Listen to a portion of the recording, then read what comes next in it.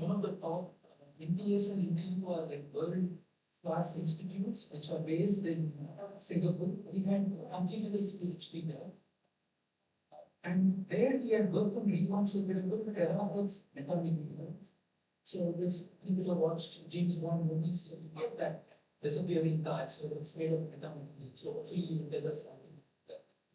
So, and he gets the Terra Quanta Research Lab at IISc, where the topics that he research, among the topics that he researches are ultra-fast terahertz spectroscopy, ultra-strong, deep-strong polaritronics, cavity quantum materials, metamaterials, terahertz spintronics, and quantum photonics. So I mean, just add that though he is not working in the area of quantum computing, if at all he built an ion trap quantum computer, the kind of knowledge that he brings would be important. And he has 47 publications with over 3,000 citations and an index of 30. Today, without further ado, I invite Professor Manukumara to give a talk on tandem.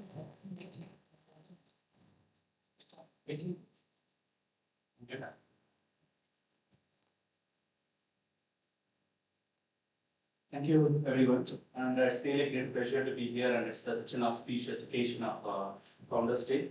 And I'm basically from Bangalore, so I think I've heard of the institute for a long time. It's the first time visiting this campus. It's really beautiful. I mean, I really enjoying the lots of the campuses there. Firstly, I would like to thank Dr. Ram for the invitation, and also Dr. Kumar, so that I could make my presence here for this conference. So in the morning, we heard about some interesting talks on the chemistry and the material science aspect of it. And so now I'm kind of, I'm also a photonics person, but trying to work in a different regimes where we try to look at something called terahertz frequencies, which I think it's not in the conventional electromagnetic spectrum if you Google it, but it's such an important spectrum in terms of the spectroscopy as well as for material science, even chemistry and biomolecules and all this stuff. They have very interesting fingerprints in this particular spectrum to explore as an optical program. So today my talk, that's what I think. Okay. So today I will be talking about something related to the terahertz frequencies, which includes some experiments we did on cavity quantum electrodynamics with quantum materials. So basically quantum materials, what I refer to here is the condensed matter solid state material.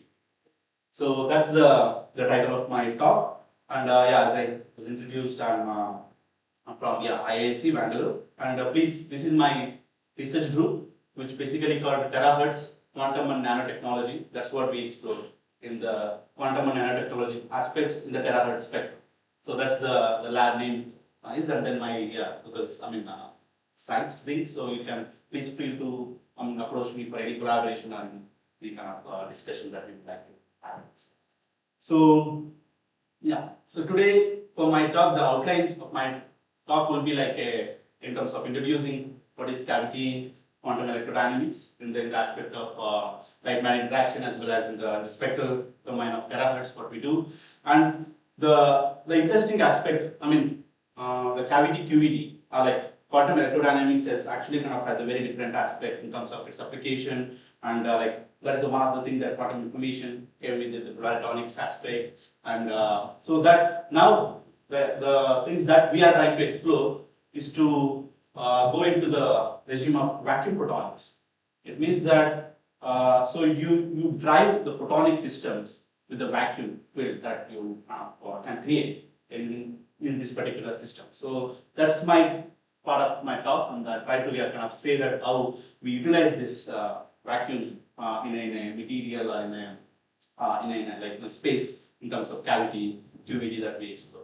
And in this, I'll discuss about light-matter interaction and the coupling strength. Regimes called weak, strong coupling, and then these are like light-matter interaction. Includes of this weak coupling, strong coupling, and recently there's a lot of interest in terms of beyond strong coupling. It means that the coupling can be much stronger, so that the effects that you try to observe is beyond what was really was looked at in the previous, decades. Okay, and so in the particular work that we did, so we did some phonon polaritons where we couple the phonons in the solid state materials with the cavity field so that they form polaritons. So it's like matter of hydrogen. So I'm then using something called terahertz metamaterials, which basically metamaterials, as Dr. Srikanth was mentioning, this is an exciting material because of the composite that are artificially designed structure. So you can create any properties in the sense that, yeah, like a fictional way of even making a invisibility clock, like Harry Potter you have seen, like where the only idea is that, so this allows us to manipulate the permittivity and permeability in the surrounding medium. That's all the things depends on the reflection, transmission, and everything depends on the permittivity or permeability of the medium, right? So that's where this engineered metamaterials are one of the interesting aspects, and a lot of buzz around has been going on for the last 20 years. Okay. So here we use this particular metamaterials as a cavity, like some resonator cavity, and so there we couple the polariton in the phonons to form polaritons in a particular material. Here we are looking at lead telluride, which is again a paraelectric material which has a very strong,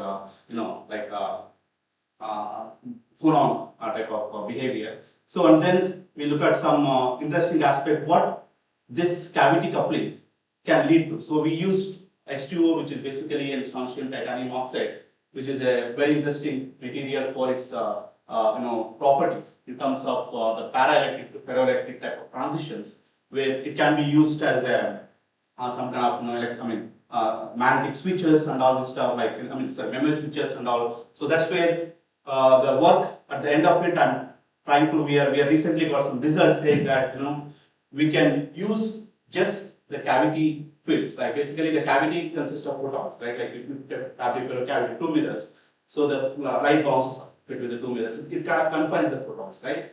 So what we are trying to do is that using that photons, we are trying to induce a phase transition in a material.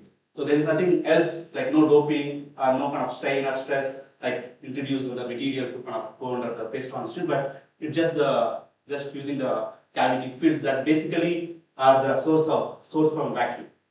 That's why you don't actually put any kind of light.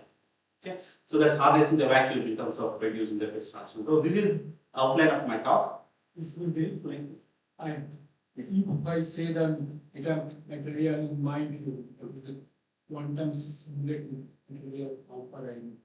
So Quantum simulating material. Yes. How far I know. Close the microphone. No, it's not. Sorry.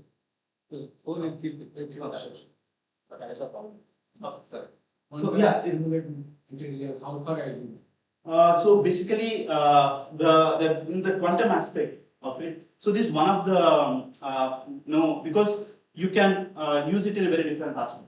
Okay, so this is one of the form of plasmonics, which basically gives the light confinement in the surface, right? That I am understanding. Can you understand me? Sorry, you talk. Continue. Yeah, sure. We can discuss about within the quantum aspect you are asking, right? Can you continue? I will. Okay, sure. Yeah.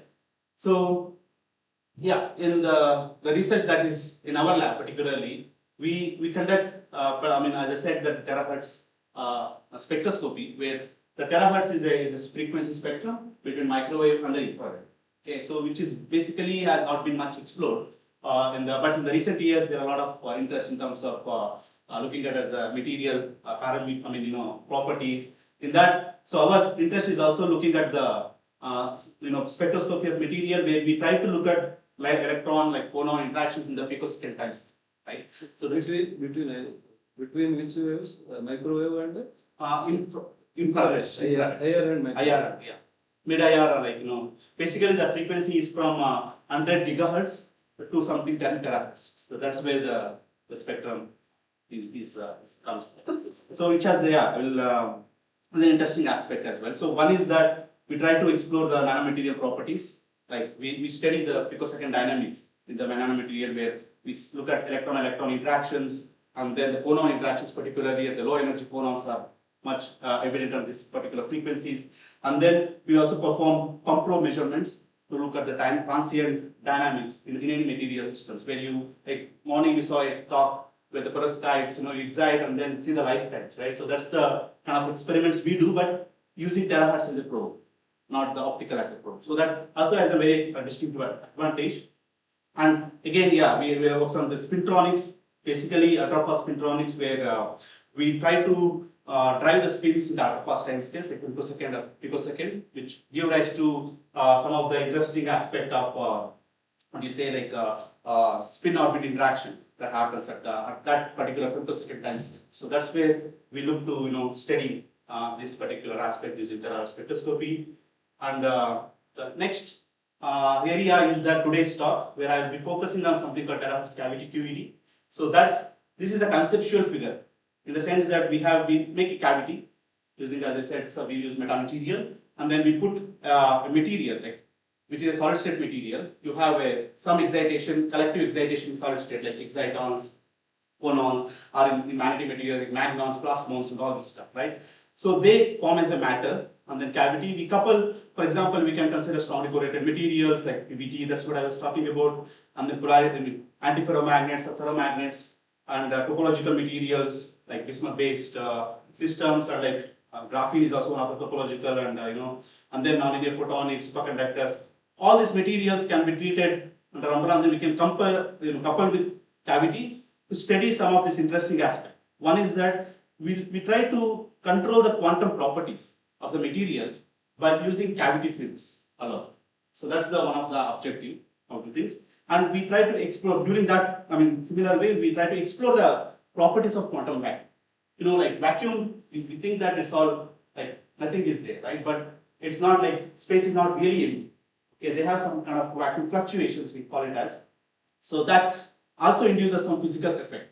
Okay, that's what our interest is, to explore what are the properties which can control by using the vacuum fluctuation, and then engineering the phase transitions in materials. That's one of the consequences of the things that I will be discussing today.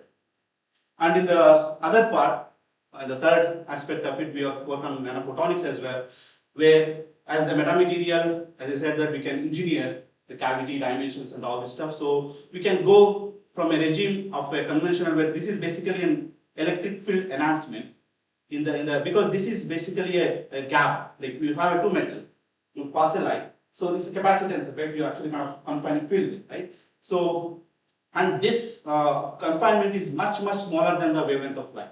Okay, it means that it's a sub-wavelength characteristic. So if you change, so for example, terahertz is basically a 300 micron wavelength. Okay, and these are in kind of 1 micron gap. So you can confine that 300 micron wavelength field into 1 micron. So that you can enhance the cavity light matter interaction, strong confinement of light. And then during that process, you can go from conventional light matter interaction to a nonlinear, and then some kind of quantum regime where the tunneling can happen. It's a very nanoscale regime. So that's one of the interests that we are actually kind of pursuing in this domain of terahertz, and developing terahertz integrated photonics and structured terahertz light and sensing imaging, and again reconfigure metamaterial. So this is more or less a broad research that we are doing in our lab. So today I will be focusing on the terahertz cavity QED effects. This is single cavity, no? This is not, yeah, that's what. It's not a single cavity. Array of, yeah, array. So I will okay. So yeah. So basically, yeah, this is the slide that I just give you a flavor of what is terahertz, right? Basically, we see this microwave, millimeter, infrared, visible, UV. All these are the electromagnetic spectrum, but the terahertz wave, which situated in between the electronics, which basically driven by the millimeter waves, and then infrared photonics, particularly the photons. So the terahertz has a very interesting features. First of all, the frequency and energy scales are in this between the microwave and infrared, and this is the time scale is in the picosecond, where microwaves will be nanosecond, like if you inverse the frequencies, right? And then so here the temperature is important, because the KBT temperature, which is basically the thermal the energy of this particular photon, is from 5 to 500 nearly Kelvin. Okay, it means that so any material like for example, we tune the temperature aspect, right? So this falls under, like for example, superconductor, which has a phase transition that happens at some particular temperature. So that the energy scale is within the terahertz.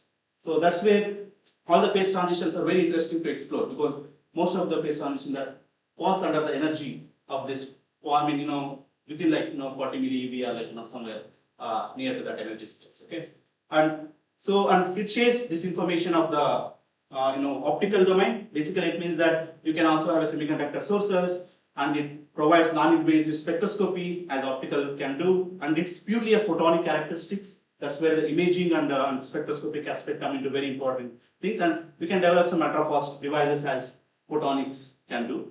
And if you come to the electronics, it also shares some properties. Particularly, it also helps in measuring AC transport measurements.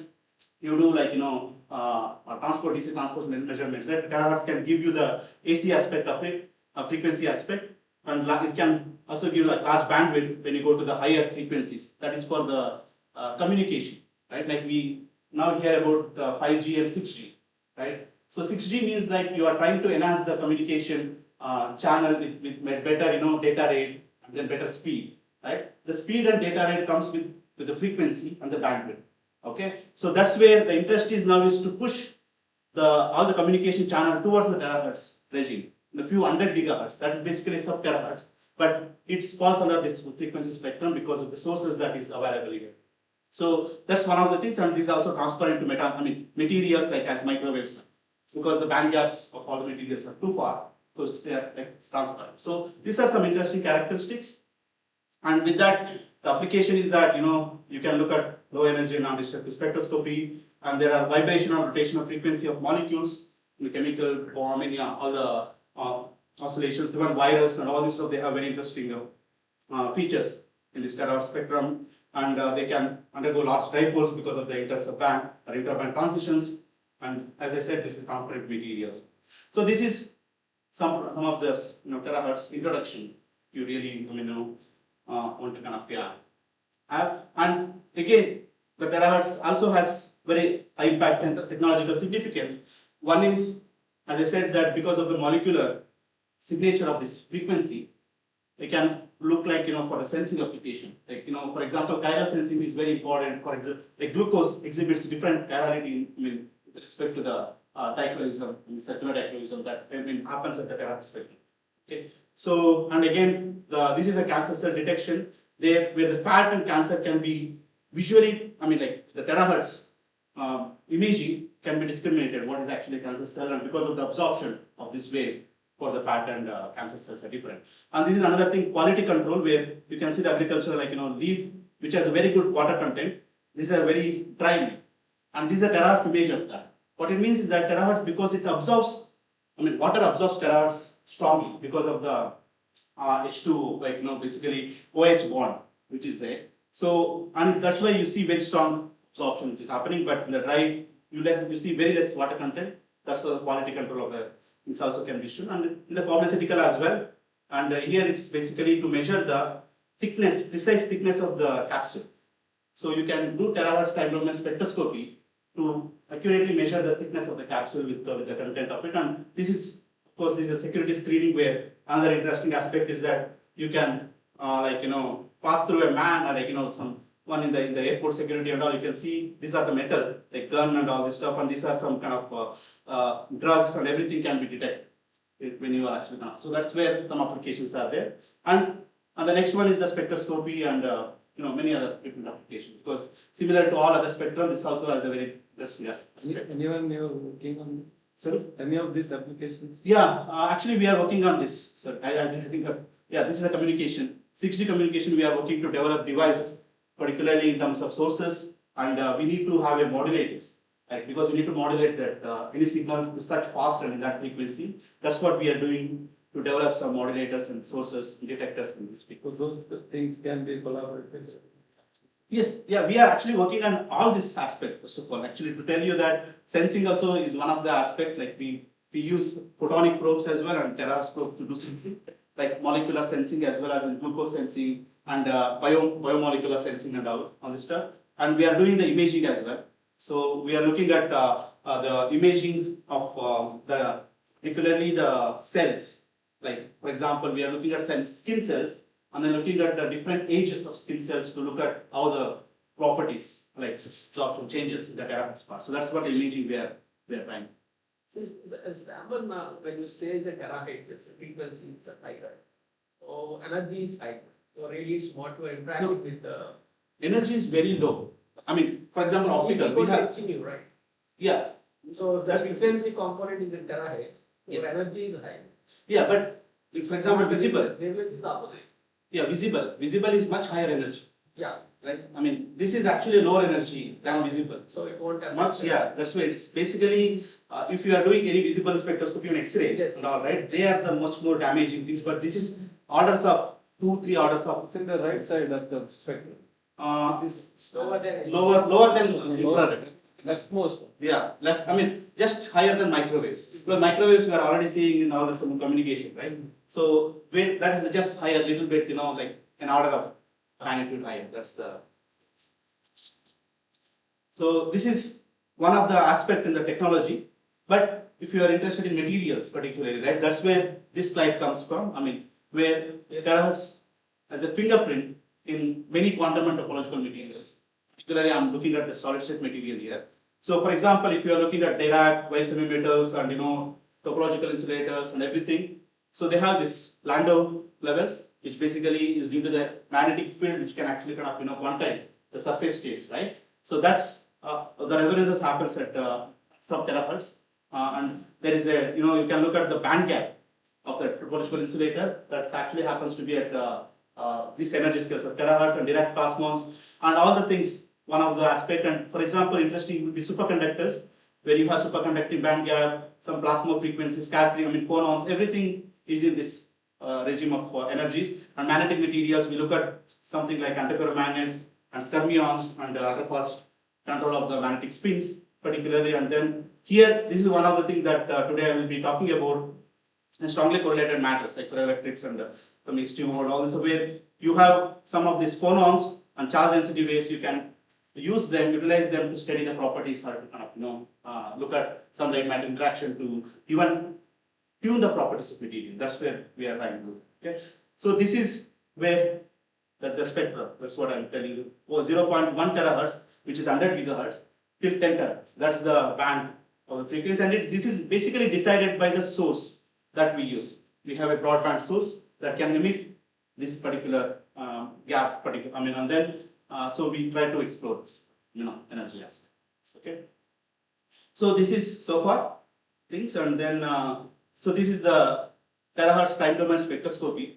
That's what we do in our lab. We like any optical spectrometer, right? So we develop. This is an in-house build where we have a very high energy ultra fast laser in our lab, which is 35 femtosecond bandwidth and 1 kilohertz rep rate. It comes around 1 millisecond after.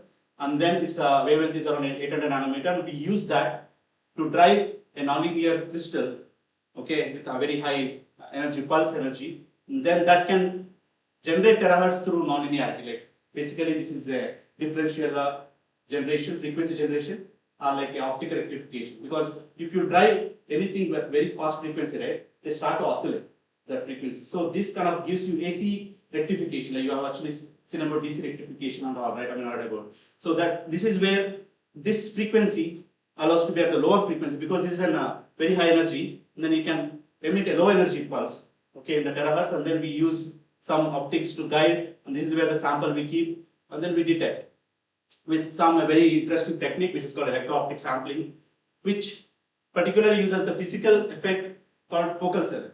Right? In a focal cell effect, you have a crystal, like nonlinear crystal or the birefringent crystal. It has two axes, okay, and then you pass a light and then put a voltage. The crystal, it rotates the polarization of the light, okay, so that you can change the polarization. That's not all the some focal cells which works on. So that's where we use to detect. So this is the schematic of the terahertz. This is where the terahertz lie, and then all we use is the optical means to detect. And so that's where in our lab, and this is what the terahertz pulse looks like. You can see that this is in the picosecond. So this is what the pulse, and that's where we detect here, and we do the Fourier transform to kind of come up with the bandwidth. And if you have a sharper pulse, you have a much broader bandwidth. Okay, this depends on the how broad you can get the pulse and all that. All depends on the material and few things and all. Okay, and so we use some Fresnel's coefficients to kind of extract this refractive index or the sigma, which is the conductivity of any material. And so interesting thing is that this conductivity is basically a complex conductivity. It means that we can get the amplitude of that information. I mean, basically in the sense that we can get the imaginary as well as real part of the material property. Like for example, like dielectric constant can be usually real as well as imaginary, which is a kappa, right? Which is basically extinction coefficient. So we can directly measure that. So that's the strength of the Tera spectroscopy. So yeah, I think so far I went through some aspect of Tera spectroscopy because it's a kind of I thought it's good to kind of know. And this is now the only group in IISc, and Professor Sood is also working on Tera spectroscopy. So there are two groups in IISc. JSS, there is new faculty also working on this particular one. So now we're trying to develop some of these tools in terms of the spectroscopy as well as phonics. Professor PK Das works on silver kind. Not in IISc. IPC, IPC, but basically he collaborates with Professor He works on Bengaluru. Yes. Non-linear, there is ultra-fast non-linear lab. So there they have the setup to use. So I think from there I will want to switch the gear to different aspect, which basically is the cavity quantum electrodynamics. That's the topic of my talk today. So I think who are like new to this, particularly you can have a light matter interaction where you actually have a light shining on the material. So you have a coupling between the electrons, like of the system or of the material to couple to the light in a different regime where that is dictated by the losses, like basically the decoherence in the system, like photon or like and also in the material system where you can have a losses in the particular material, right? So that dictates the coupling parameters. So this effect of weak coupling, like Purcell effect, like where you can enhance the emission properties of a molecule or anything, right? So that was well established or studied before, in like after 1920s or something like that. Where this is a schematic where you have a cavity, okay, and where it confines the light, and you have two-level system where you can have an excitation. This is resonant to the cavity mode, right? And then that's how you can define when you have a coupling between light and matter is much stronger than the losses in the system. So then we go into the strong coupling regime, where this was actually kind of led to the concept of quantum Rabi oscillation and led to the Nobel Prize as well, in 2013. So this is where the polaritonic concept came in terms of for quantum information and all this stuff, right? So this is another regime, but this is a signature of the strong coupling where you have when you have two resonant and they couple, they kind of split or anti-crossing. They don't actually kind of come together, but because of the energy they repel with each other. That's what this 2 omega is there. So and then this is the loss, which is the line width of it, and then this is all dictated by the the Hamiltonian and also the dipole interaction here. So distance is it connected to the reflectivity of the cavity? Yes, exactly. And for the photon decoherence, matter because of their the losses, intrinsic losses of the system. So now recently 20 years back, the coupling, which was this basically the Rabi coupling, Rabi strength we call it as. So that is almost comparable with respect to the frequency of excitation. Okay, so it means that usually what happens is that when the energies of this are much larger, right, you don't have a direct interaction between the two states with the photons.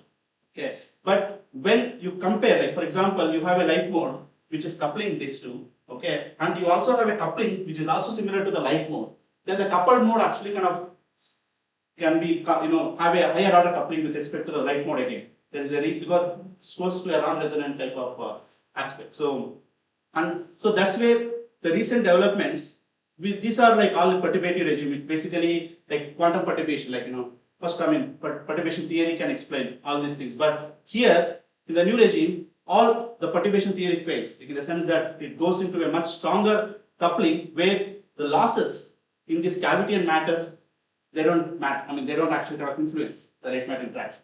It means that it's completely non-perturbative regime. If you put any kind of little bit perturbation, it doesn't change. So that's what the consequence of this. And here, many papers came out like looking at the vacuum-induced control of matter properties, in the sense that because at this stage you have much stronger coupling, so the cavity photons, like there will be the photons in the cavity, they are amplified because of the light matter interaction. Okay, so then they try to kind of change the property of the matter itself because of the strong interaction. That's where the new coupling regime came. And then this is all like, it's called, how this enhancement happens is because if you have, now this is a single atom, okay, but you have multiple dipoles like that, all of them collectively couples to the light, okay, not one, because if everything is coupled together, then the coupling will be much stronger, right? That's where, but they are coherently coupled with the light mode, so that's why you can enhance it by the square root of the number of dipoles. So that's how you couple more number of dipoles, you actually have much more couplings. So that's what the concept is. And sorry, that Hamiltonian you have written, those atoms are also, those dipoles are interacting with each other also. Is it within that Hamiltonian, or is just? so this is the bare Hamiltonian. Not this is Yeah, this is the interaction Hamiltonian. Which has light and matter, cavity and matter, and I will come to that. One atom, I mean, like light and light is also like, yeah, one of the things happens. Ultra strong, just to continue what speaking, ultra strong coupling with nothing. Yes. When the light is amplified, is it a bit like this population inversion and lasers thing? It's kind of basically it's like SPDC type of system. It's a nonlinear system, exactly. But yeah, there is a strong amplification in the light mode of the ground state vacuum starts to amplify because of the coupling strength itself. So because I'll come to that in a minute, but yeah. So this is called cooperative enhancement, particularly when you have a number of dipoles. And so this is some kind of schematic to show that if you have a molecule, right, you have a ground state and excited state, okay, and then you hybridize them. So you come up with this. So if the coupling is too strong, right, you actually hybridized state will be the ground state of the molecule. So that's where the non-perturbative effect comes. So the coupling becomes the resonant frequency itself, okay. And so now, if you have simple like this is a coupling and you put many of this, like n equal to this n equal to 1, okay. But if you put n equal to 4, then the coupling will increase by order of square root of 4, which is 2 times, like that. So if you put more like molecules, then collectively couple them with light mode, so then you can enhance the light matter interaction to be much stronger. That's the concept in terms of things. So that's why the solid state materials, they actually have these collective oscillations like phonons, excitons and all, right? So they provide this stronger oscillator strength. Okay, that's where you can, like superconducting qubits is one of the things where you can have a much stronger dipoles from the system. So that's where the interesting aspect of strong light matter interaction comes. And then this is to kind of give you some kind of pictorial day to day, right? For example, you have seen this kind of circle where you have a traffic of what's going on. So this is you can check that. So one vehicle go there. This is a coupling between those two. They should not meet with each other, right? That's what the accident coming. But this is for one car, like very small traffic. But if it is a traffic, right? So you actually have a much stronger thing. So that's basically like if the number of dipoles goes here, so it also goes like you have to also increase your the whatever the area of it to be much stronger. So it's basically showing that in a conceptual way of where you have more number of dipoles, you can go for much stronger anti-crossing or like separation between the two things. Okay, so yeah, so this is the theory of it where we are asking about. Basically, all the light matter interaction can be analyzed, particularly in the Jaynes-Cousins model with Hamiltonian, where they use the light matter interaction, but for the single atom and all this stuff, but with something called rotating wave approximation. It means that like you have Hamiltonian, this is the matter Hamiltonian and this is the light Hamiltonian. Okay, and this is where the light matter Hamiltonian comes. But in some things like these are the co-propagating and counter-propagating terms because of the light. That's how the detuning and then the omega plus and omega high frequency and low frequency components. So they usually all the counter-propagating terms are neglected in regular part because they also have a very high frequency which not really probe during our light matter interaction. Okay, but in the ultrastrong coupling, because as I said that now the resonance frequency is almost comparable to the splitting itself, right? So it means that this starts to play a major role as well. Okay, you cannot neglect this terms. So when you include and then solve the Hamiltonian, you also get something called diamagnetic term. This is where the photon, this is annihilation, creation operators.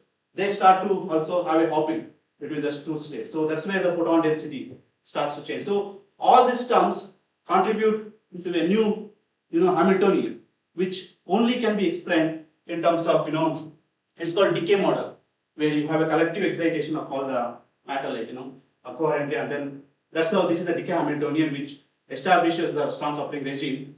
So, and then I'm not really going into the deep of it, but so here it means that there is something called breakdown of rotating wave approximation, where all the terms are included, and so which basically enhances the average photon number will be much significant. Even in strong coupling and weak coupling, if you look at average photon number in the cavity, they kind of become 0. Okay, but when you go to the higher one, you start to populate the vacuum state and then get some significant proton number as you go to higher coupling state. Okay, that's the things that you can derive from here by using off-field model and all this stuff. I think, yeah, that's the theory. As I am understanding, there is no site index in this Hamiltonian. Yeah. That was only considering a single site, with a single target. Yeah, this is single cavity. So Exactly. then there is no idea. Yes, no idea. This is a decay model. So here, so what is the consequence of that? It basically means that we can look at now vacuum is not an empty. Particularly, this is like the animation showing that if you consider in material, there is a vacuum fluctuation in the material. That's what it shows, that they also have some energy that stays for very short lifetime. Okay, that's why we are not able to know, because of the uncertainty that comes from the Heisenberg principle. If you have looked at the quantum oscillator model, right? So the lowest energy of the state would be half h cross omega because of the Heisenberg uncertainty, right? So that is basically the consequence of the quantum Mach in the system. Okay, it's not like below that you have quantum vacuum, which also has some, fluctuations, which become significant if you try to explore the quantum Mach. If you don't really touch it, like strong coupling, which doesn't go to that regime, but this kind of strong or deep, stronger ultrasound coupling can look into those effects. Okay, Vacuum is not vacuum. Vacuum is not exactly right. It's a tool of energy, just you have to Part of that, yeah, exactly. with the information from that. Yes, exactly. That's what we are trying to do in our work. Okay. So here, so that's the question we asked, like can we access the quantum vacuum and how to make use of this to modify the material property, okay, without doing anything else. Okay. So yeah, there have been, like, last I said, like last 20 years, there have been a lot of works happened in this domain, where the main aspect is, for example, superconducting circuits have been used to realize this electron coupling. Lambda polaritons, organic molecules also been used as a collective of excitation, and intersubband polaritons, optomechanics, all this, and magnons, bonons, plasmons, everything has been used. And then each year, if you see that, it's the coupling strength. This is the y-axis, is the coupling strength, and this is the x-axis, is the year. So you try to see that it's kind of people have reached much higher coupling with using some modifying the material or the cavity and all this stuff. So now we have our results is in this regime, which is like almost around 1.3, the coupling strength. So that's where we are in, and then that's what we try to look at. So I think how much time I have? 10 minutes. 10 minutes. So yeah, this is and I know that's why terahertz becomes an attractive domain. You can do the light matter interaction in many different domains, right? But terahertz has very significance because one is that, so this E vacuum, right? If you look at this is a vacuum electric field of a vacuum cavity that depends on h cross omega by this formula, right? But when you simplify this is the coupling strength that depends on the dipole moment on the field, right? So that basically when you replace this E vacuum by this and then solve for this. So you get the expression where lambda, if you have higher lambda, which basically terahertz is higher lambda than the optical, right? You have much higher coupling strength. So it means that if you go lower frequencies like microwave, you can have much better coupling strength. But you need to have a collective excitation as well. Okay. And another one is that the volume of the cavity matters as well. It means that if you can confine light much smaller volume of it, so you can enhance the electromagnetic interaction much stronger. Okay. That's where the terahertz is the lambda, and metamaterial I'm going to discuss comes here. The thing is that we can confine the light to a deep sub-wavelength. Like as I said, the 300 micron wavelength can be confined to 1 micron. Okay, that's where you enhance the light-magnetic interaction to much stronger strength. Okay, so yeah, this is where the phrase of extreme field phenomena without the need of any sources at all. You just make a cavity which that strong coupling, and then you can have this strong light-magnetic interaction. Okay, and then to drive some of this vacuum-driven phenomena.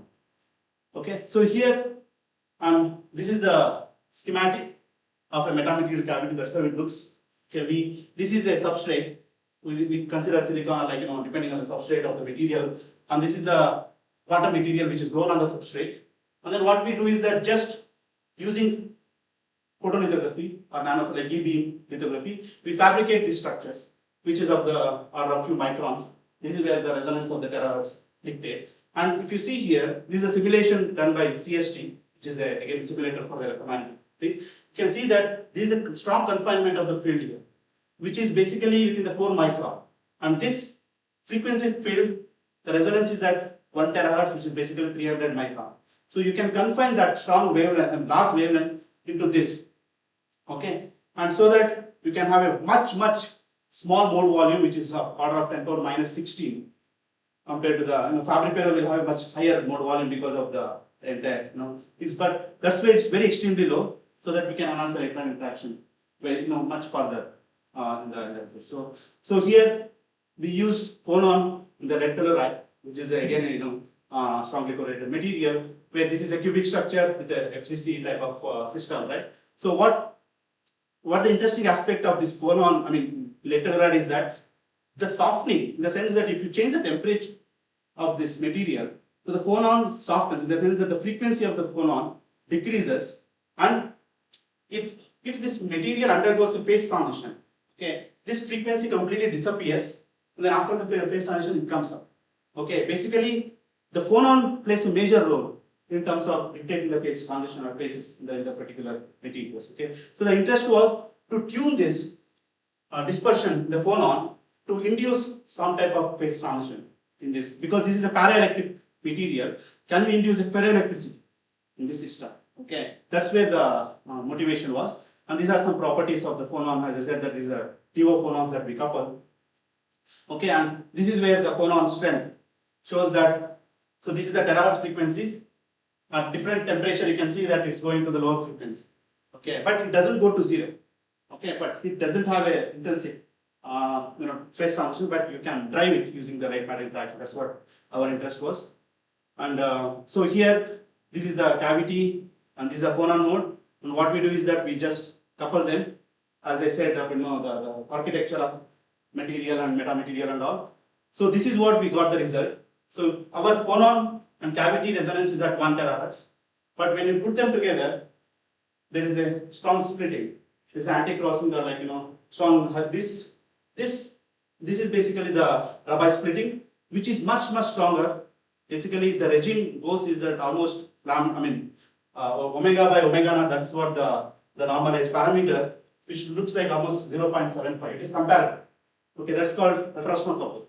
Okay, this is for PBTE of 300 nanometer, what we got. But when we increase the thickness of this material, because you are now increasing the more oscillator strength of the phonon, right? Because as you increase the thickness, the phonon becomes much stronger. We realized that the coupling experimentally obtained was 1.25. It means that the coupling, the separation itself is much larger than the resonance frequency of the light itself. Okay, that's where the two regimes of ultra strong and deep strong coupling really realized here. So this is experimental one, red one, and this is simulation.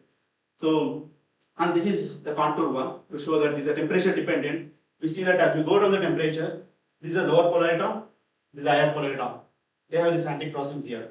So this is much stronger, they don't really come. So that's where the things, and this for 1.6 micrometer, and this also like shows nice upper and lower polariton dispersion. Okay, with the deep strong coupling of 1.2. Okay, and we did this thickness dependence to show that as you change the thickness, you can tune the coupling strength. And the significance of this is that we calculated the average number of photons as I was telling about the cavity, right? So which goes from 0 almost the things, and then it can appreciably go for, these are statistics, right? This is so you have 0.3 like average number of photons at a time. So if you increase this one to more than 1, you have a deterministic type of photons which can come out from vacuum, right? There is nothing actually, you can, if you perturb the system much faster rate, the idea is that you can emit these photons from the vacuum itself rather than any other material. It's not a material property, but it's a cavity. So that's what the significance of this, the average photon number.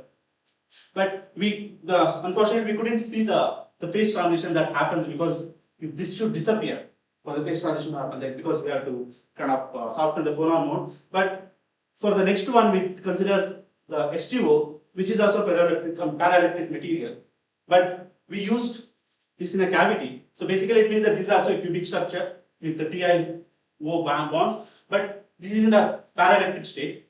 Okay, but in the ferroelectric state, it's supposed to be, there should be a deformation in this, and then there should be an stable deformation. But in what happens in the STO particularly is that as you go down the temperature, it doesn't really go to 0. Okay, I mean like this. But because of the vacuum fluctuations in the material, quantum vacuum fluctuations, it avoids going into this distorted phase, but it gives you an intermediate state where there is an anti-ferro distortive phase in H2O. It doesn't let that phase transition to happen. Okay, so it means that it's always paraelectric. It's also called quantum paraelectric state when it goes. Okay, the idea was to introduce ferroelectricity here, and there have been some studies by using strong terahertz to introduce, that's actually published in 2019 in Science. So what in our case we did was we introduced this into a cavity and did some measurements of piezo response, force microscopy, PFM. Okay, so which is similar to AFM. The important thing is that if you have ferroelectricity, you see the hysteresis, right, in the amplitude as well as phase of it. Okay, that's what we are looking at the signature. So here, this is just I think the process that we do. But results I want to kind of show you. So this is the PFM results of H2O thin film without cavity at room temperature. Okay, so you do the AFM, and then PFM is also where you apply a force in the sense of strain, right? And then you see that as bias voltage you see there is nothing happens. So it means that this is just a paraelectric system.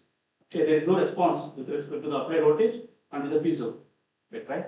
So, but what we did was we introduced this metamaterial cavity, which is a different shape now for reason, but now the confinement is here. Okay, so what now we did, we performed the PFM measurement in these areas of it, where the confinement of the light is there, and in this area where the no confinement of light. Okay, what we see is that this is the way this place. Okay, there is no change in this, but when we did at this place, we saw some domains which starts to appear. Okay, which was not there before. And then we will look at the PFM data. This is for these two measurements without cavity. This is without cavity results where this is where.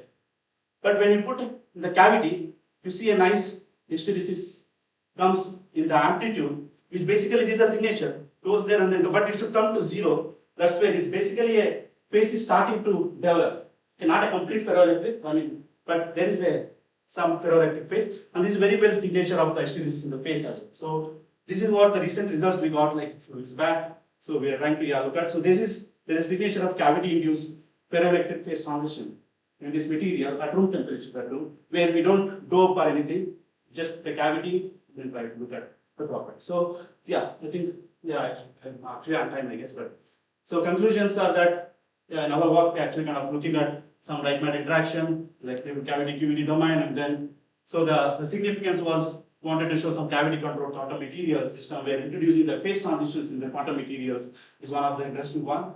So and then the future one is that to look at some kind of thermal and electrical conductivity of the material in this cavity domain, because as you change the phase, right, you change the properties of thermal as well as electrical, right, and then to look at some kind of vacuum photonics, as I said, that we can enhance this ground state population to emit as a quantum photons or something like that. So that's where things are, and would like to thank our collaborators, particularly for PPT work, Professor Anjan Singh from NTU and Professor Jim Shirokuma from Rice University, and Dr. Biden was a postdoc and is a student from NTU. So they actually contributed to the PPT work, which is submitted to almost accepted in the Rice Center application.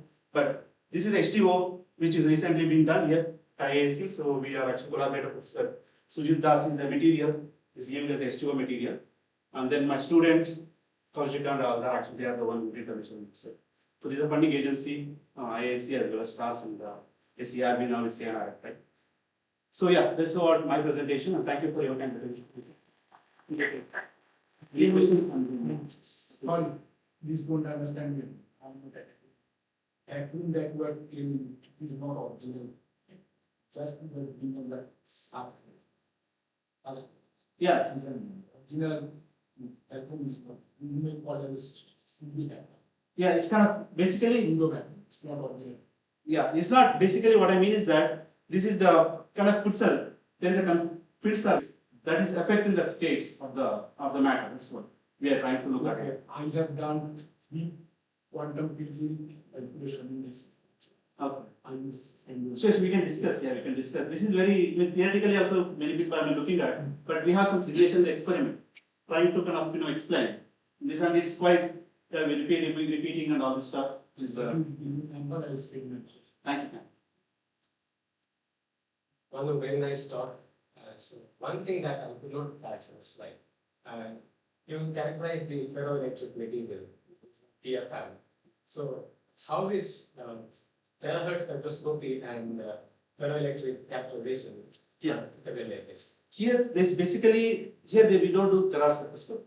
We use cavity, which is resonant to terahertz. Where there are like basically you should confine the terahertz photon as a vacuum photon, because when you put like this called Casimir effect, you put a mirror, so you can confine some mode within that, right? So that's what this is the frequency that's, and then we do PFM, because if you do terahertz there, then we are perturbing the system because we are putting a light of terahertz, so that can affect the cavity. Right now we are not putting any light of terahertz, just the cavity, and then doing the PFM measurement. That is completely away from terahertz, right? So it doesn't really affect the cavity computation.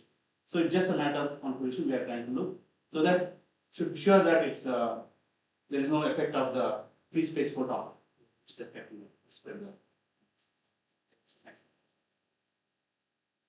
We talk about this frequency enhancement, right? You can find the photon when you enhance. Yes. So is it also connected to the Casimir force? And Exactly, yeah. Okay. Connected to the Casimir force, yeah. Okay. Exactly.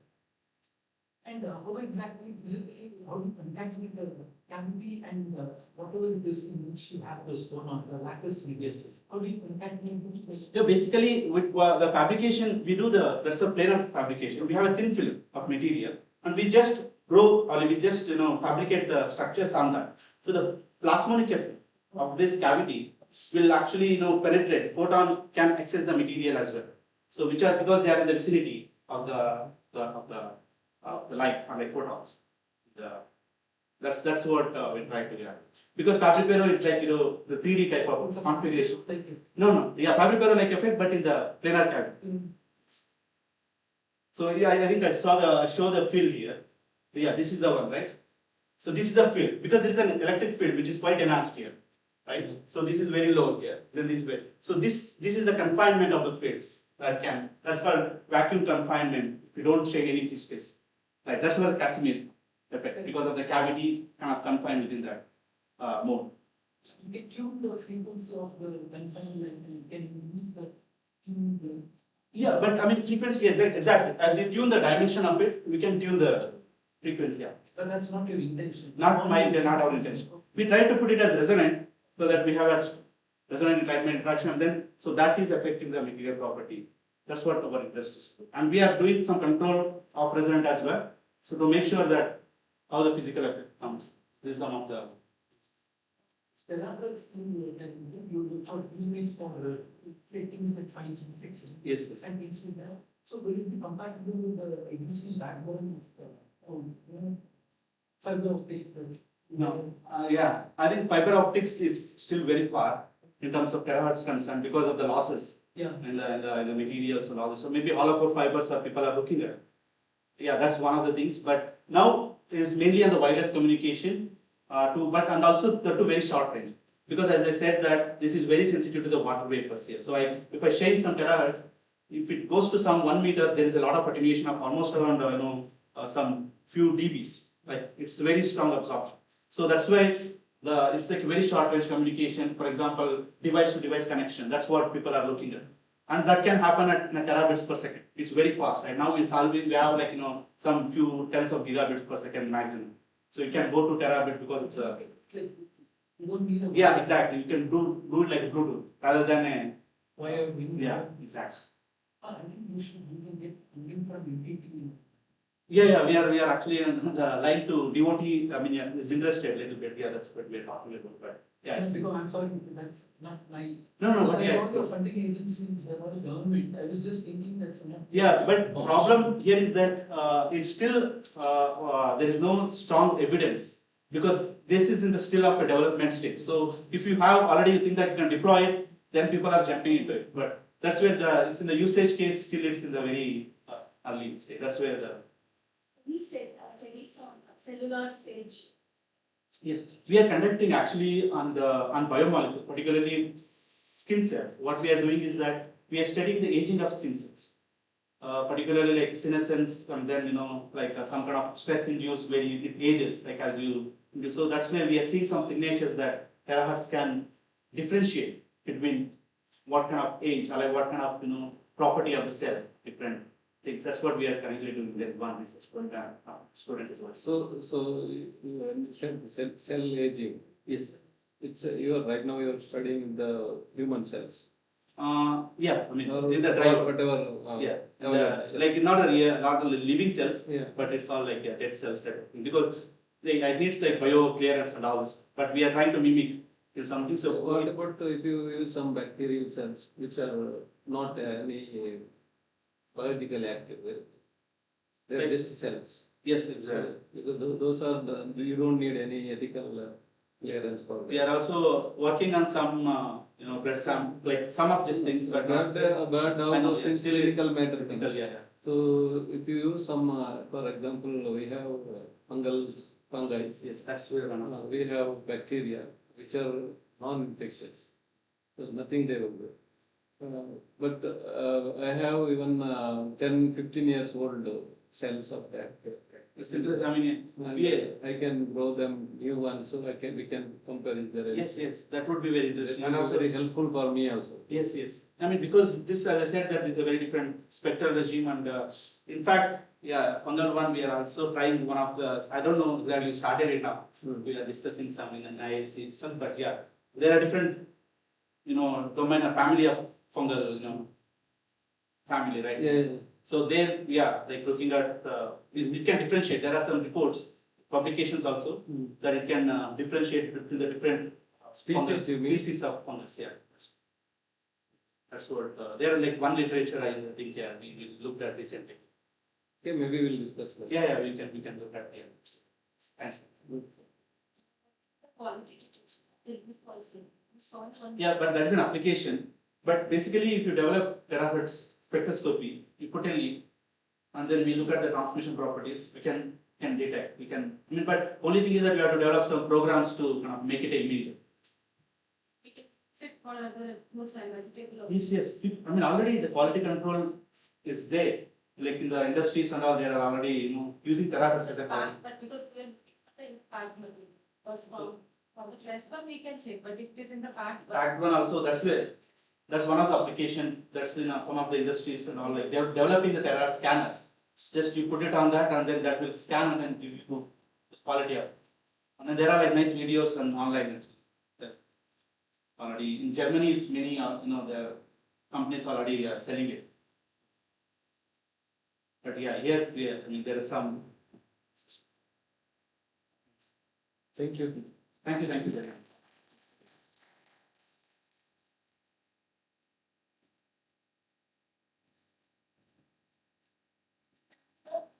I request to Dr. Sanjeev Madhu and Dr. Ananda to present, now with Dr. Shrikant to present the moment to as a token of our love and gratitude.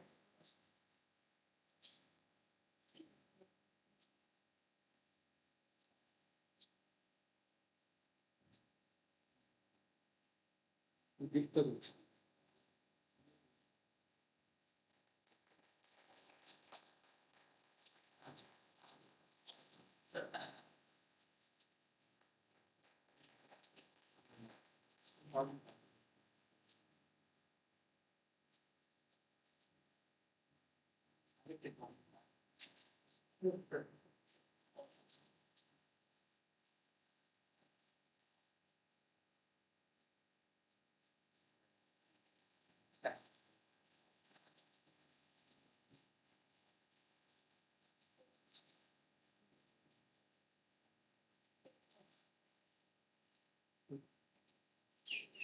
Now, invite our next speaker, Dr. Pooja Jha, Assistant Professor in the Department of Life Science, Food Science and Technology, Dept University, Bangalore. I request Dr. Amrita to introduce the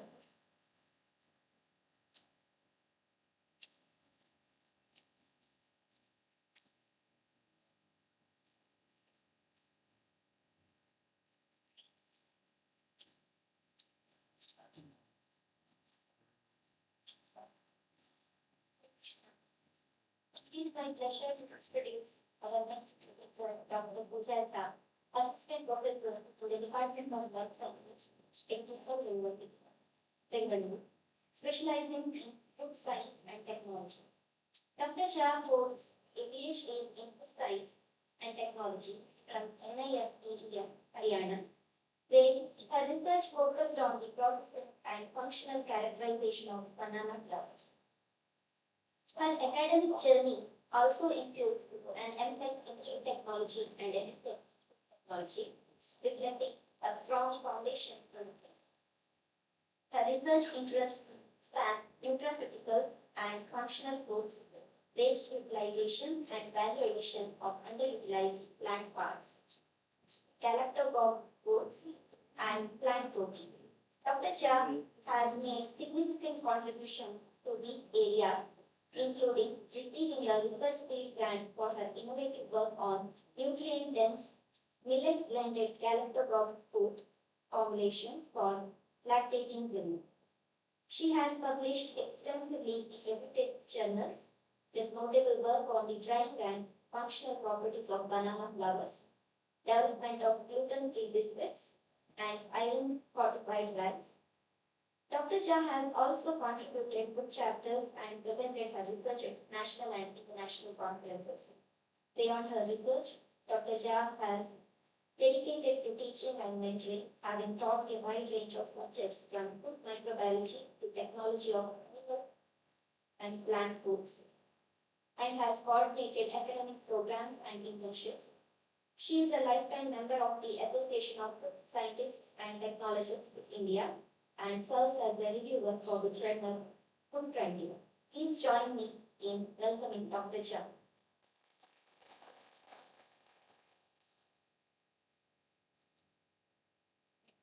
Before starting, I just want to tell you that I'm very, very new in the research field. I am just the beginner in the research field. Okay? So today my talk is on how we can use agriculture and food industry waste and how we can convert it into the value added product.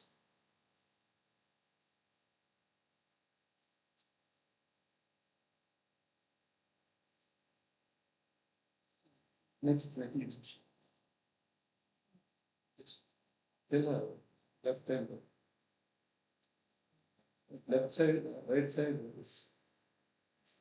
The other one will go back. So basically, I worked on the banana flower. So I will tell you what are basically the agriculture waste and what is the food industry waste. Okay, I taken the example of banana because I work on the banana flower. So comparing to other fruits, like if you are growing mango or other any kind of the fruit, it will grow and after that it will give the fruits for the several years. But in the case of banana tree, after one harvest season, we have to cut it, and so there's a great wastage also. Okay. So when we are talking about the banana, basically two kind of the banana is famous. One we are taking at as fruit, and one we are utilizing at the as a vegetable. So it is called as the plantain banana. Generally, we are using it for the production of the chips, and we used to cook before tasting, because it has too much starch content. So when we are talking about the agriculture waste, so in the case of banana plant, what we will see, we are the #1 producer of the banana. So if you will see production, so we have 34.9 million metric ton production last year, and this is a huge amount of the banana we are producing every year. But if we will compare the waste and the production, because here what we are using, banana fruit only we are using, other part is considered as a waste. So if we will compare the amount of a waste and the fruit, so it is comparatively from the fruit, we are producing double amount of the waste. So what are basically the main waste part? If we will see, banana leaves. So banana leaves we can utilize as a packaging material, then use it raw material for the paper making, and in the food application we can use it as a plate, and sometimes in the cooking method also we used to wrap and then we used to cook. So it will give some different flavor to the food product. Next is the stem of the banana plant we can use for the fiber extraction. It is having very good quality of the fiber. We can use it for the juice extraction, and this juice also we can use for the different kind of the product preparation. And we are using sometimes for the candy, pickles and soft drink preparation also. And this stem is used for the fertilizer also. Banana roots. So if you will see in the banana plant, all the parts are having the medicinal value. But generally what we are doing after cutting, we used to burn that root and we used to burn that crop, and this is just considered as a waste. We are not utilizing any part of the waste. Next is banana inflorescence. If you will see in the banana bunch, we can see here like in the last bunch inflorescence, the first one will be the female flower that is going to convert into the fruit. But the last one is what? That is the male flower that is considered as the waste. So generally during the cutting the banana branches, they used to throw this kind of the flower in the field itself. Previously we used to use this kind of the flower. In the traditional, if you will see, we used to prepare some medicine with the help of the flower. And sometimes they are using in the South India or in the East India, if you will see, they were preparing some kind of the curry kind of the things they are preparing with the help of this banana flower. And we love that curry. Yeah, so but nowadays it is not famous because it is taking very too much time it's taking for the preparation. So now people used to throw this flower. So when we are talking about the food industry, so generally when we are using this kind of the banana, so what we are doing, we are wasting the peel. So peel is also as a type of the waste for the food industry. So this we can use for the wine and ethanol production, pectin extraction. It is having good quality of the pectin. On this pectin we can use for the jam preparation and the jelly preparation and other kind of the candy preparation. We can use it for the fertilizer. It is good quality of the fertilizer also. We can use it for the fertilizer. But my work was basically on the inflorescence part. Doctor, can it go back? So here you said that when you want to make banana chips, you have to remove the extra starch from it. No, this peel we are generally removing. This Extra when we are starch. making the banana chips, so in the food industry we are throwing this peel. Okay. Peel part. So peel is a waste. In So somewhere we in the can introduction utilize. part you told it contains a lot of starch, we have to remove it. No, not remove. We need to cook it. Cook so it. we cannot Cook in the sense it becomes solubilized and it goes out, or it remains like. No, this only. Means taste is different. One is we are eating as a fruit. One we are using at a, we cook and then we are eating. Like a vegetable we are eating this kind of the raw. So basically I worked on the banana inflorescence. So we used to remove that black portion, red color portion you can see. We used to remove that red color portion and we will find out this color kind of the flower. In the flower also we used to remove this calyx portion and the pistil portion because it is giving some bitterness, and after cleaning whatever the flower we are getting, we are using it for the preparation of the food product. And this kind of the flower is edible, it's very good source of the antioxidant and minerals like iron and calcium. So if you will go through for the different varieties of the banana flower, you will find that there's a great variation in the composition. This is from the literature review. I basically worked on the G9 variety because my PhD is from the Niftam, Haryana. So I worked there. So there are two variety was famous, that is the G9, because G9 variety is having, the crop is having less disease infection. So they used to grow this G9 variety and one plantain variety. So I compared two varieties. Now I am working taking the target of the Tamil Nadu, Karnataka and this Andhra region, and we are working in the more than 10 varieties. So we want to collect the varieties and we want to go for the detailed study of all the varieties. So in my PhD, I compared all the nutritional value of the all different varieties of banana. So I just focus on the two varieties, G9 and but if we will compare the South Indian varieties, they are having the more iron content in comparison to the North Indian varieties. So like we are having the red color of the banana. So that flower is also having the very good amount of the iron content. So currently I am working on those varieties. If you will see the health benefit of the banana flower, I want to focus on the first diabetic person. That's very good for the diabetic person. It is having anti-diabetic properties. And second, it is very good for the increasing the milk supply in the women. If you will see nowadays, there's a problem because most of the girls is going for the C-section. After the C-section, they are having very low amount of the milk supply. Otherwise, no milk. Like that also, that because of the high dose of the medicine. So, if you will see the WHO recommendation for the nutrition, we should give only, for the 6 months, we should give only milk to the babies. But nowadays, no one is getting that much quantity of the milk, sufficient milk. So, before the 6 months, they used to start giving the weaning food to the kids. That is very harmful for their development. Okay, so this flower is very good for increasing the milk supply also. So we are utilizing this flower for the food product development, for especially for the lactating women. And this is a very good source of the iron content also. So we are working on for the anemic patients also. So our target is for anti-diabetic, anti-anemic ladies and lactating women. So these, if you will see, the different varieties are having the different kind of the bioactive compound. So this is in general whatever the paper we found. So this kind of the compound was found in the banana flower with the different varieties. It's not necessary in the one particular variety we will find all those things. But yes, these kind of the bioactive compound was found in the different varieties of banana, and these are the responsible for the antioxidant activities, anti-diabetic activities, antimicrobial activities, and different other functional properties.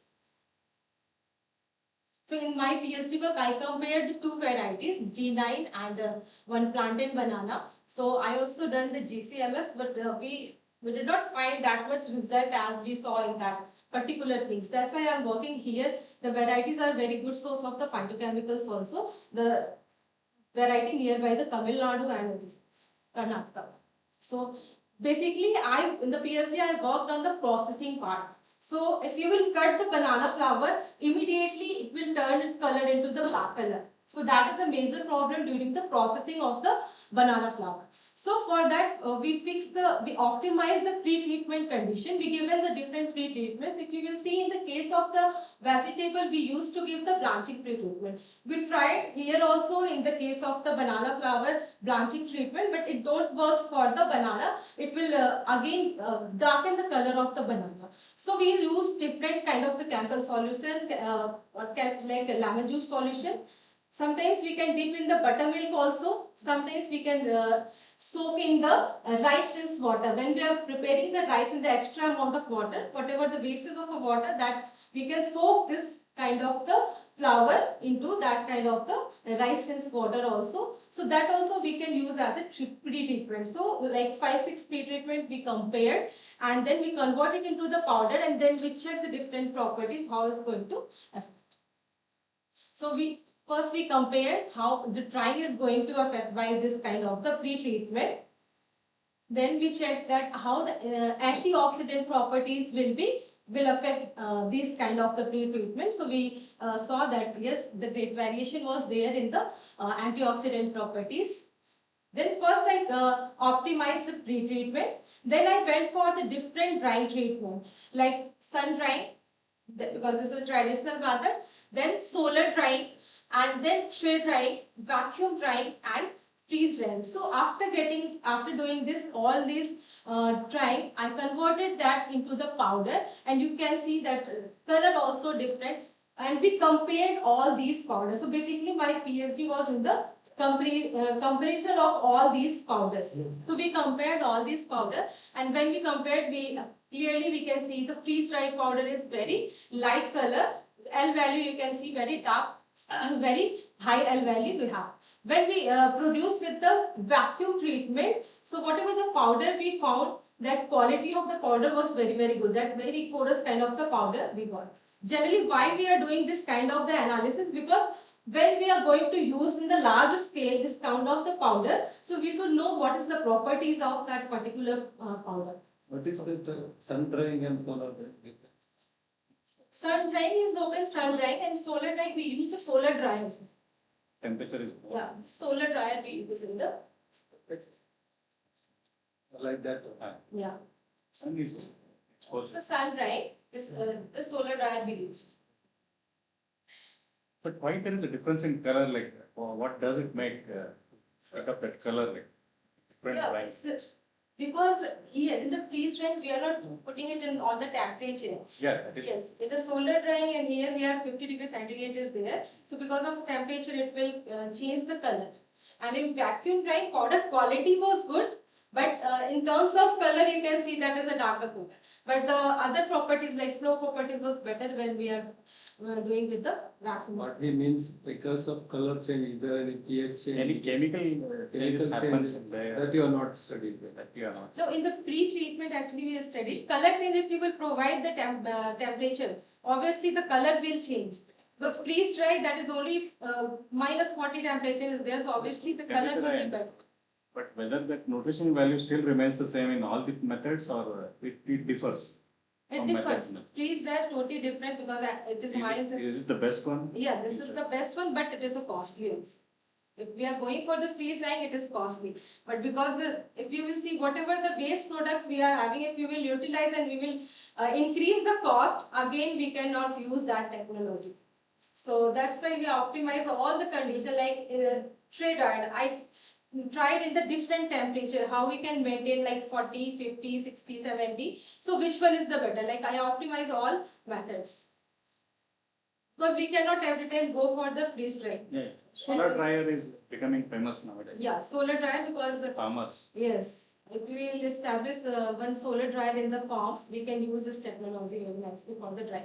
So this graph is yield. What is this? No, this is a color value. Color value, we can see that that is L value is very, very high. Generally, we are doing with the Hunter lab countrymeter. LAB value. L is a lightness versus darkness. A is redness versus blueness. So according to that, what is the color of the food? An instrument or an app? Instrument. Then we check the flow properties also for all the product, because when we are going for the commercial purpose, we should know what is it is flowing well in the instrument or not. So we check the flow properties for all, like after the pre-treatment also and after the different drying method also. Then I compared with different power also. This microwave technology also I use, and from 160 to 800 power at the different power technology, I just dried. Then I compared, after getting the powder, I compared what are the nutritional value. How what is you make this difference? So this different power I kept in the microwave and we And tried. home also. Yes, home microwave. There is a Yes. option in there. Yes, yes, yes. In every 1 minute we have to take the weight No, so that we can draw the curve also for the trial. that's okay. How But is the Yeah. power, I was, Yeah, we like, can do how we it. can fix 160, Yes, 160 Yes. constant? yeah. Hmm. Two kind of microwave is exactly there. One will give you the temperature Hmm. and one will give you the power. So we have to check for that. But it will give you particular power and then you can set for the time. But in some kind of the microwave only they are giving temperature only. So we cannot set the power. But in our lab that was available, we can set the power. Okay. So then I compared which one is better. If we are going for the higher power, so there's the loss of the antioxidant I found. So best one was the 640 watt was the best one in the terms of the nutritional value also and the quality also. So I compared in this one and I just compared the flow properties of the powder also.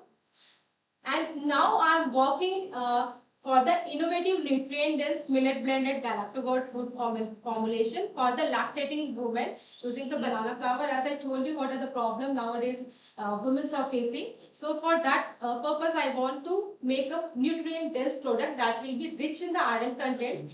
And why I choose this product and I want to make some ready to eat kind of the product, like we are making the soup premix. Okay, if you will see whatever soup premix is available, but that is rich in the whatever the starch is there, that is not good for the health. So we are looking for some good kind of the starch in that.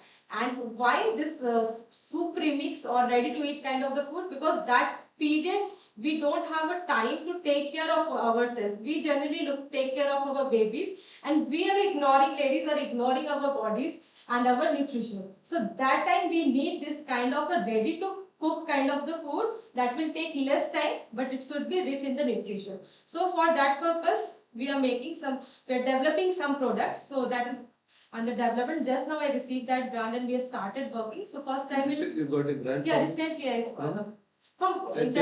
internal grant. from- Yes. What is that galactogog? Galactogog food is that will help in increasing the milk supply in the women. Like previous, we will see the Satavari and different kind of the herbs are available in the market. Yes, but sometimes because of the bitter taste, people don't want to use the Satavari and all. So if it is available in the form of the food, it is easy to take and it will help. And again, we can use the waste also.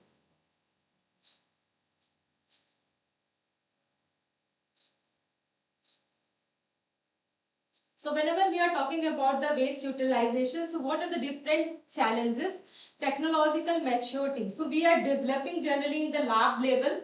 We are not developing at the farmers level. If we are have easy feasible technology we are producing that farmers easily can use, that will be useful technology. Otherwise it will be in the lab. Can use, that will be useful technology. Otherwise it will be in the lab only. Economic viability, as I told that if we are going for the freeze drying, obviously the cost will increase. If you are utilizing the waste product and again you are increasing the cost, there is no use. So we have to take care what is the cost of the end product also. Then food safety and consumer acceptance. In the case of when we are utilizing the peel, like I said, the banana peel is also the waste. Sometimes when we are utilizing the fruit peel, nowadays we are using the lots of chemical and pesticide also. So that is the concern also, that if we are utilizing the peel and all, we have to go through all the toxicological studies and chemical studies, then only we should go for the product development. Yes, now if we are talking about the opportunity, so it's a great opportunity for the farmer level. If they can utilize all the waste and we will move towards the zero waste, obviously we can generate the revenue, we can generate the job, and environmentally also it will be, we will achieve environmental sustainability also. So if we will overcome these challenges, we can grab the opportunity and we can convert different kind of the agriculture and food waste into the value added product, and it will contribute to our sustainable and circular economy. So sustainability is such kind of thing, it is cannot be a goal. It's a journey, we have to move towards that journey. Thank you so much. And Yeah. other than that, at least, sir, I approached to our HOD, Dr. Harinath sir, but he was busy in some interview, so that's why I came here. Other than that, I am taking care of the intensive part also. So we will connect for the intensive part. So we are creating opportunity for our students, like 45 students we have in the MSc second semester. And this year also we got a very good admission. It's still going on. And so we are sometimes we are arranging internship opportunity for them also. So we will connect for that part also. Yeah, we can if you mix and send like 5 boys boys, and 5 5 girls. boys, 5 girls. That much we can manage. Yeah, sure. Or if you send them in different time, also fine. Yeah, we will discuss. Yeah. So that whatever now right now what they are doing, where they are going. Now generally they used to do with the In the institute industry also, and TD also some students are going, GK, VK also we used to they go. are going in the sense they will go and come.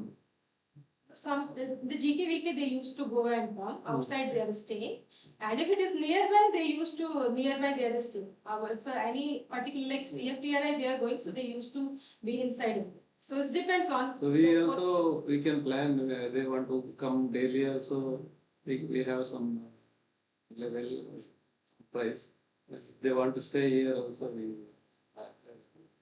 will speak about the feasibility of that. Yes. So this product you are making in your institute now? Yeah, in the institute we are done. So no one has done or anyone has done? Oh, so this galactose product development is not done, and we are doing the metabolemic study of also the So when you say galactose, galactose. whatever that word I Yes. spell it. So that is a material you are adding to this.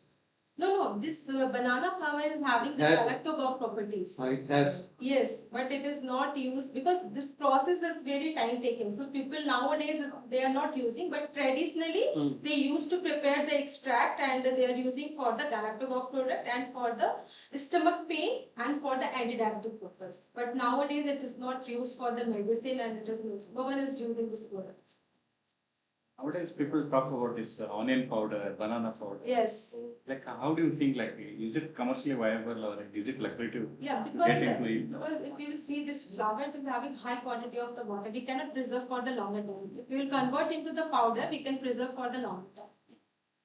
No, is there a market that I was Yes. thinking? Yes. So your institute is planning to make some startups? Yes, we are planning for this startup also. We have different VDC team. So we are promoting a startup. So in one student was developed millet-based ice cream. So that is a sugar-free, that is the milk-free because sometimes people are having lactose intolerance. So we are developed lactose-free and sugar-free millet-based ice cream.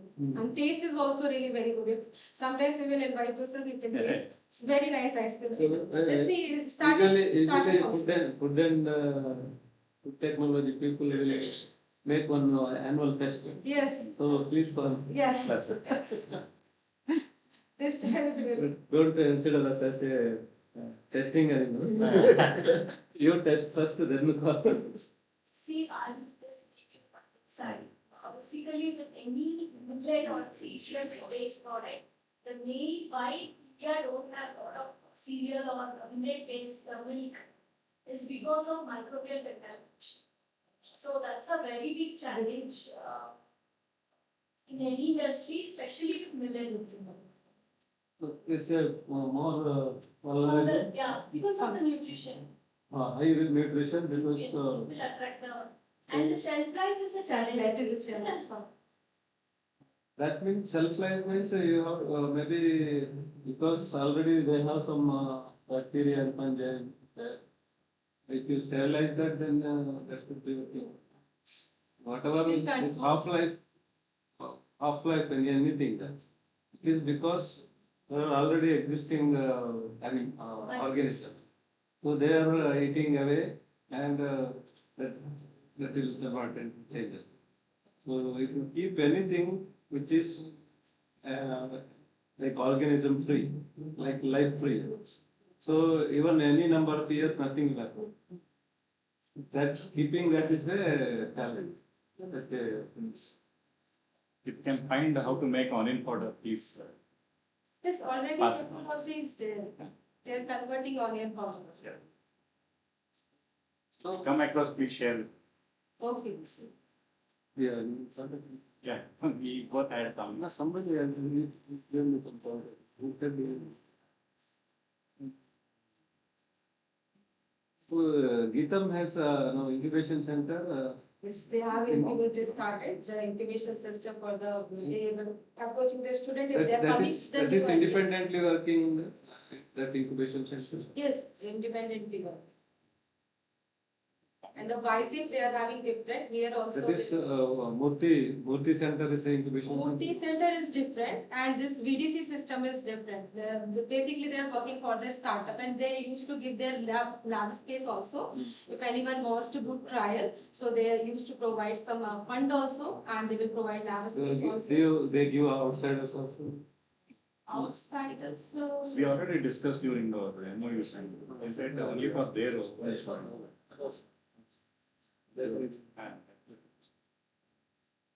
but if some work is there, we can do that.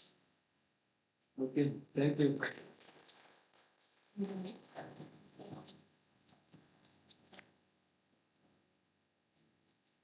Thank you, ma'am. I request Dr. Amita to serve in the how to run that development.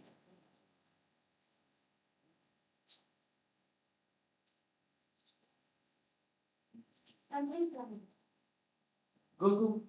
Please, Mama.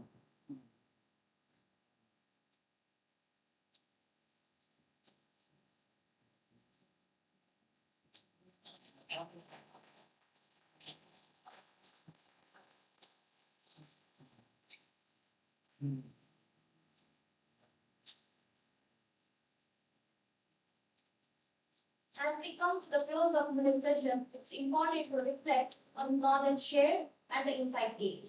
To formally present the proceeding of the technical study and offer conducting remarks, I invite Dr. Shivkumar Kilingar, Assistant Professor, IISc, to take the stage.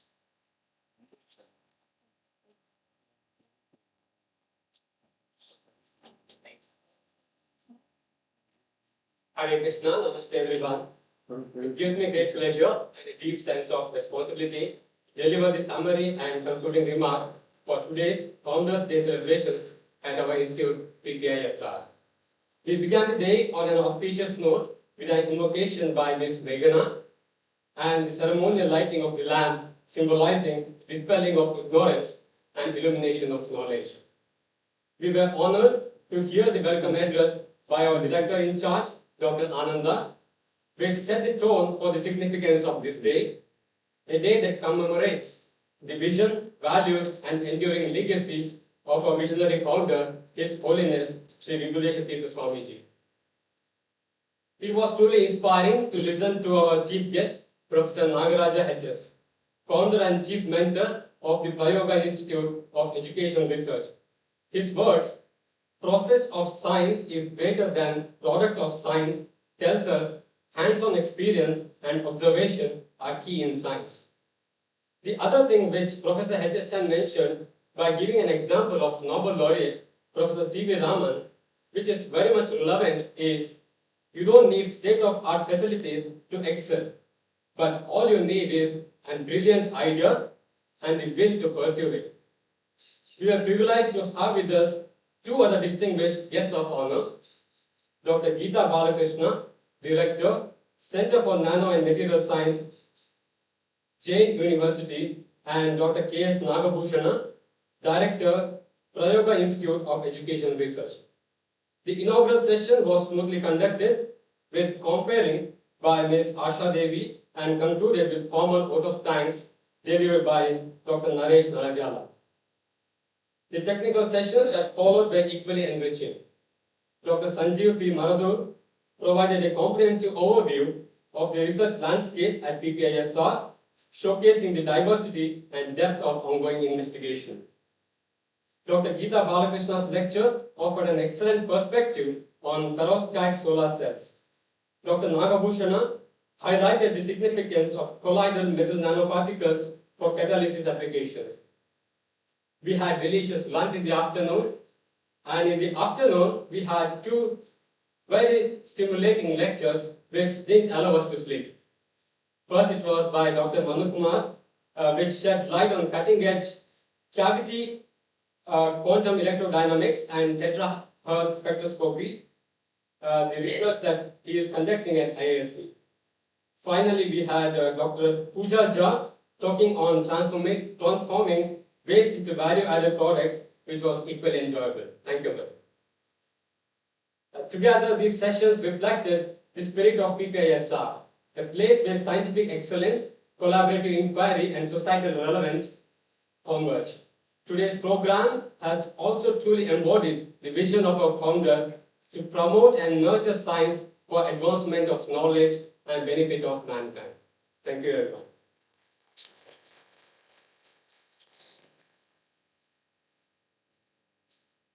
Thank you, sir. As we draw this enriching day to close, it's time to acknowledge the efforts and the contribution of all those who made this event a success. To formally extend our gratitude, may I invite Dr. Vijay Pathak to deliver the vote of thanks.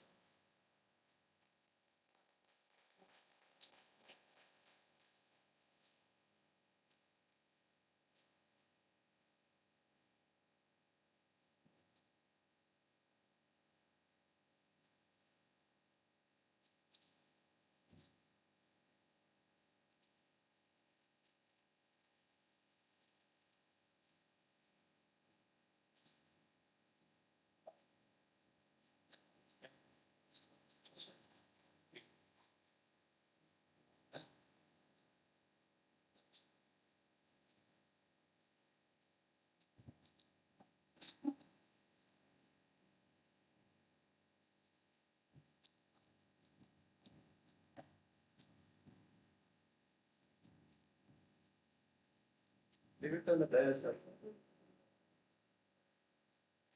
So, with my Mama no, good evening, one and all. On this occasion of PPSR Founders Day Conference, we have gathered here not to celebrate just the beginning, but the journey that we have been on. A journey that is full of values and progress that has shaped us all into what we are doing. It is with immense honor I am here to present the vote of thanks this evening. First and foremost, I want to express my warmest gratitude to our chief guest, Professor Nagaraj, founder of Prayoga Institute of Education Research, Bengaluru, for taking time to be with us and gracing the occasion with his inspirational thoughts, which I am sure is a reminder for committed and pioneering growth. I extend my heartfelt thanks to Dr. Geeta Balakrishna from Jain College and Dr. K.S. Nagabhushan from Prayoga University, Institute of Education Research, for elevating the significance of the day with their presence. I also thank the former director, Dr. A.P. Halgari, for his presence. Next, express my gratitude and thanks to our director in charge, Dr. Ananda, and his team for the smooth conduct of this day. Especially for our administrative officer, Mr. Kulkarni, for all the support, and finance department. Without them, no event can be successful. And apart from that, we also had some other events today, and I think the respective committee members, Dr. Nag Suresh, Dr. Naresh, and Dr. Sanjeev, for their respective committees, including Sports Excellence Project and overview of PPSR progress for the year. Now, my sincere appreciation and thanks to all the invited speakers for educating us about the cutting edge research that is being carried out It is through these technical sessions that we understand the impact of the work that we hold close to our heart. To our faculty, staff, students, and colleagues, you form the pillars of this institution. Many thanks to their everyday efforts, energy, and enthusiasm.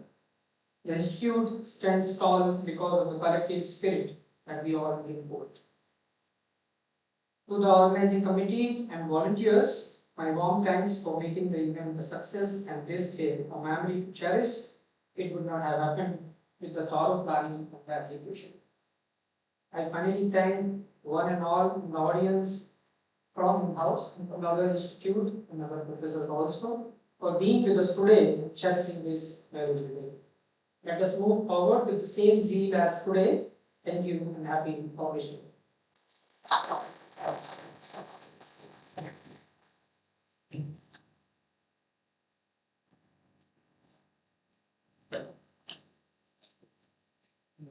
Thank you very much.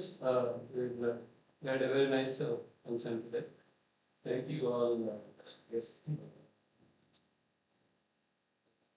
We'll have a tea.